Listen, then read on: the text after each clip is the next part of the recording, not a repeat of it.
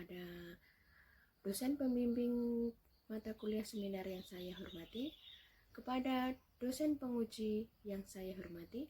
Perkenalkan, saya Wulandari Mustika Ningtyas, NIM 22215200030, mahasiswa PPG Prajabatan Angkatan 1, Universitas Veteran Bangun Nusantara Sukoharjo. Sebelum saya memaparkan seminar pendidikan profesi guru, di sini saya akan menyampaikan pendapat saya atau pemahaman saya mengenai makna guru sebelum saya mengikuti pendidikan PPG di Universitas Veteran Bangun Nusantara Sukoharjo. Pemahaman guru yang pertama yaitu guru dianggap hanya sebagai seseorang yang menyalurkan ilmunya kepada peserta didik.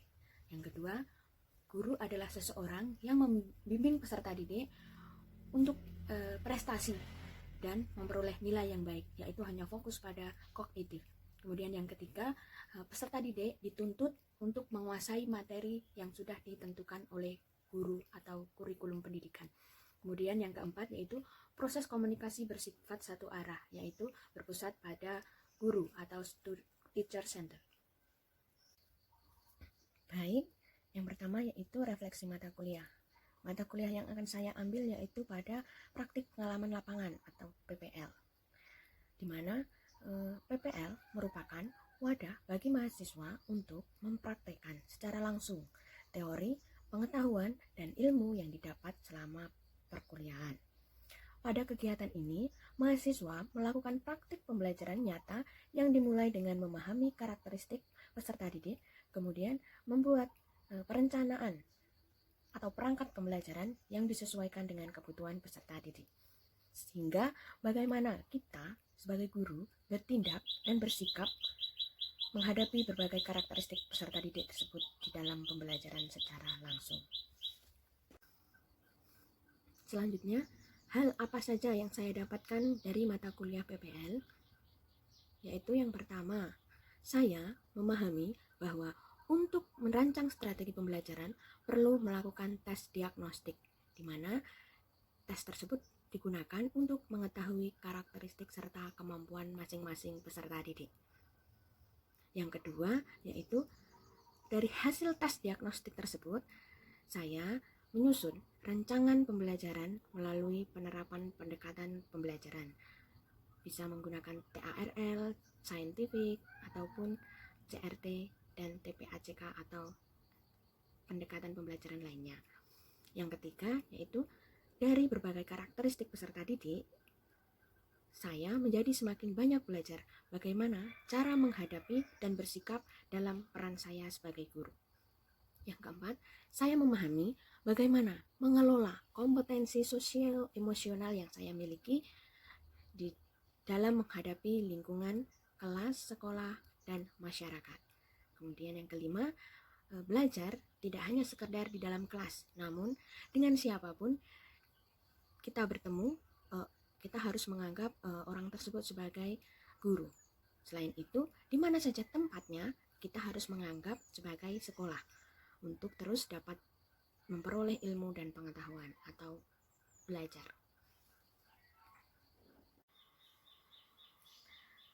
Selanjutnya, artefak yang saya pilih yaitu di sini saya memilih rancangan pembelajaran yang saya susun sendiri, yaitu pada tema 8, subtema 4, yaitu aku suka berkarya. Di sini yang saya ambil yaitu pada kelas 3, di mana dalam merancang pembelajaran ini, model pembelajaran yang saya sampaikan yaitu Scientific, TPACK dengan menggunakan media pembelajaran PPT, kemudian menggunakan strategi yaitu berdiskusi yang saya terapkan. Kemudian asesmen yang saya lakukan yaitu untuk mengetahui kemampuan masing-masing peserta didik. Nah, di artefak ini atau dalam rancangan pembelajaran yang saya pilih ini, terdapat masih ada siswa dengan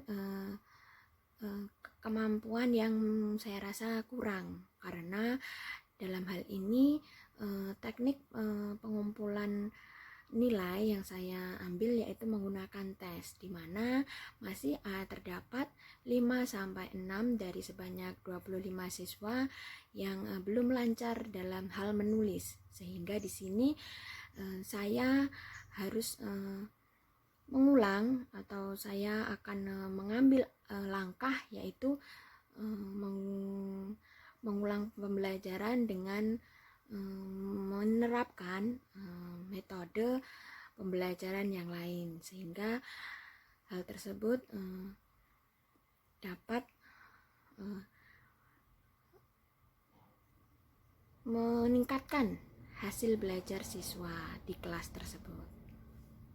Selanjutnya, desain inovasi atau invensi yang akan saya pilih yaitu di sini saya akan menerapkan salah satu model pembelajaran kooperatif dengan menggunakan metode yang disesuaikan dengan kondisi lingkungan sekolah, kemudian kondisi peserta didik, karakteristik peserta didik khususnya pada siswa kelas 3.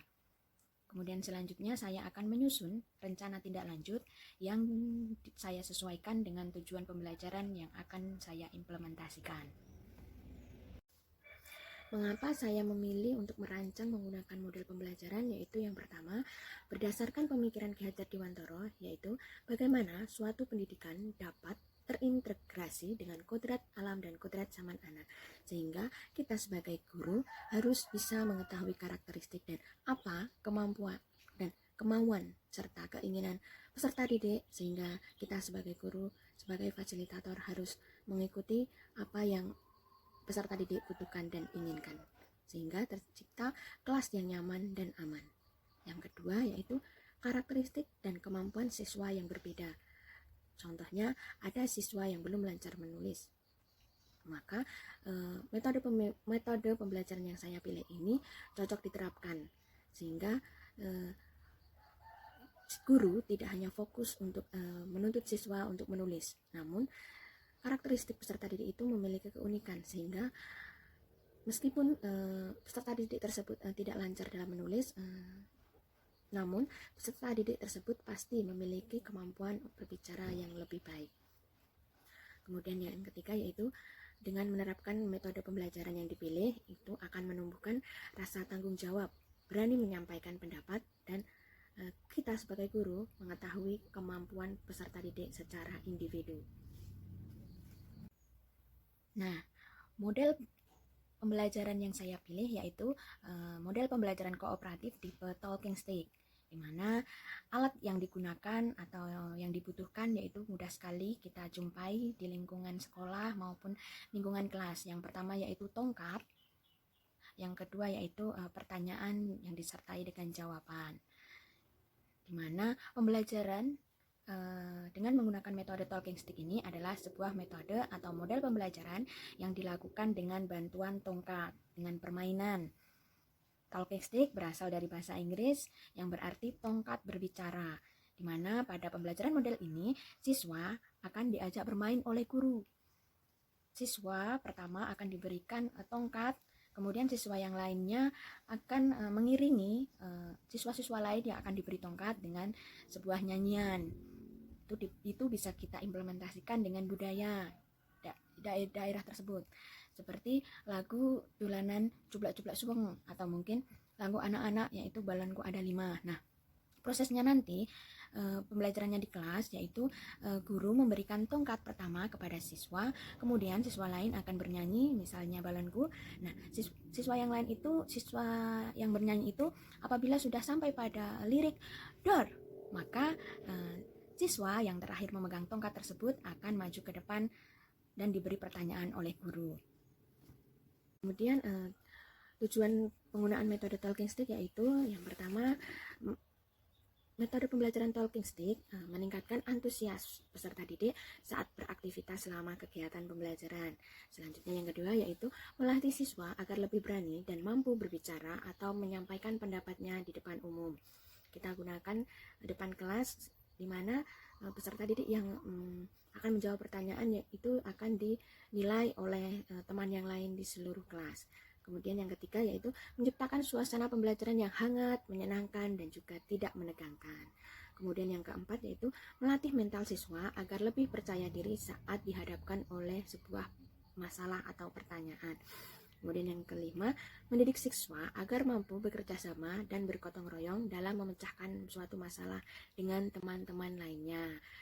Selanjutnya, rencana tindak lanjut yang akan saya gunakan dalam proses pembelajaran di kelas yang nantinya akan pastinya saya gunakan selalu, yaitu yang pertama, melakukan observasi terhadap karakteristik peserta didik dari segi profil belajar peserta didik. Tentunya kita akan menjumpai beragam karakteristik peserta didik.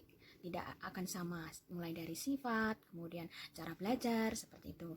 Kemudian yang kedua yaitu menambah wawasan mengenai model atau metode pembelajaran yang sesuai dan bisa digunakan khususnya di kelas rendah.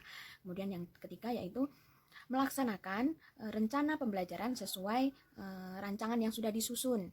Jadi jika memang mengharuskan ada kondisi yang tidak memungkinkan, maka kita harus mempunyai plan B atau rencana kedua. Kemudian yang keempat yaitu selalu melakukan evaluasi pembelajaran setelah melakukan pembelajaran di kelas tersebut. Kemudian yang kelima yaitu melakukan refleksi dan merencanakan perbaikan terhadap proses pembelajaran apabila dirasa pembelajaran tersebut masih kurang.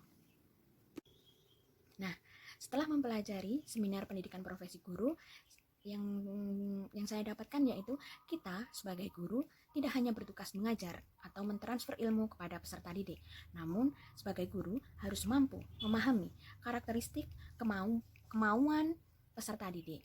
Guru perlu mendesain pembelajaran yang menyenangkan, inovasi, dan bermakna bagi peserta didik. Setelah mengikuti perkuliahan PPG ini, paradigma baru makna guru yang saya dapatkan yaitu di sini guru merupakan fasilitator dalam pembelajaran, yaitu menyediakan kebutuhan peserta didik. Selanjutnya yang kedua yaitu guru harus mampu menguasai dirinya sendiri, meliputi kemampuan serta mengatur sosio-emosional dari dalam diri kita pribadi. Kemudian yang ketiga yaitu peran guru mendidik, membentuk karakter untuk mampu mengenali dan mengembangkan potensi dari dalam diri masing-masing peserta didik.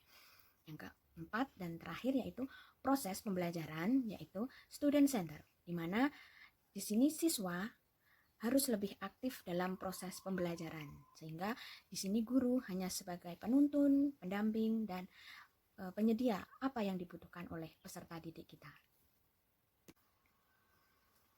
Demikian tadi presentasi dari saya mengenai inovasi dan invensi serta paradigma baru makna guru. Ada kurangnya saya mohon maaf, dan tak lupa saya juga mengucapkan banyak terima kasih kepada dosen penguji serta dosen pembimbing mata kuliah seminar pendidikan profesi guru.